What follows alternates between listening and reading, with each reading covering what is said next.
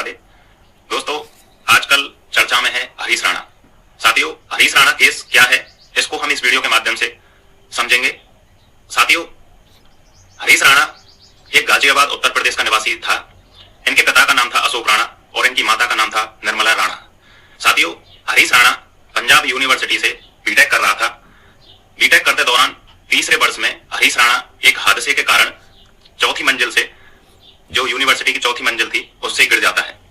और साथियों, यह हादसा 2013 में हुआ था। उसके बाद हरीश राणा को अस्पताल में एडमिट कराया गया।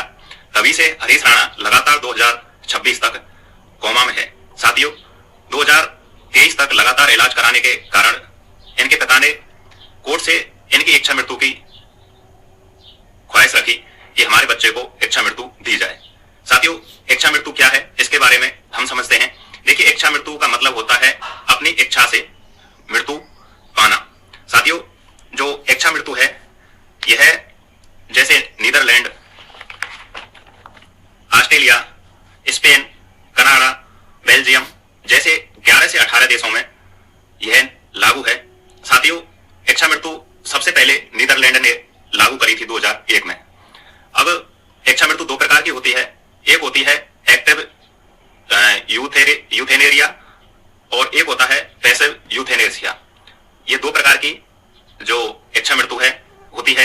एक्टिव यूथेनेसिया होता है जिसमें जो मरीज होता है उसको जानलेवा इंजेक्शन वगैरह लगाए जाते हैं जिससे उसकी मौत हो जाती है।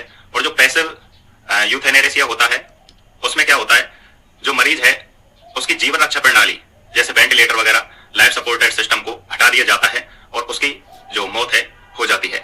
साथियों, जो पैसिव यूथेनेसिया है, इसे ही प्राकृतिक मृत्यु भी कहा जाता है।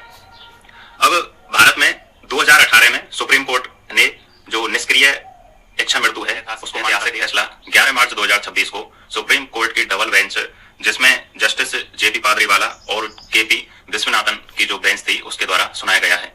साथियों, यह फैसला गर्मापूर्ण जीवन जीने का अधिकार जो अनुच्छेद 21 है, उसी के तहत मृत्यु पाने का जो अधिकार है वो दिया गया है। साथियों, अंत में सुप्रीम कोर्ट ने कहा कि यह जो प्रक्रिया है उसे एम्स दिल्ली के द्वारा पूरा किया जाएगा। इच्छा मृत्यु एम्स दिल्ली के द्वारा दी जाएगी, परंतु एम्स दिल्ली को यह सख्त दिशा निर्देश दिए गए हैं कि इस संपूर्ण प्रक्रिया में गर्मापूर्ण मृत्यु का विशेष ध्यान रखा जाए। साथियों, जो हरीश राणा है, इनके पिता ने कहा कि हमारे लिए यह एक खुशी का पल होने के साथ साथ दुखी का पल भी है। क्योंकि दुख का पल इसलिए है क्योंकि उनका जो लड़का है, जो उनका पुत्र है, वो इस दुनिया में नहीं रहेंगे। और उसके अलावा खुशी का पल उनके लिए यह इसलिए है क्योंकि वो 3 साल से लगातार संघर्ष कर रहे थे कि हरीश राणा जैसे ना जाने कितने लोग भारत में ऐसे हैं जो वेंटिलेटर पर हैं, जिनकी सिर्फ सांसें चल रही हैं, जिनका पूरा शरीर निष्क्रिय है। ऐसे लोगों को मुक्ति मिल जाएगी।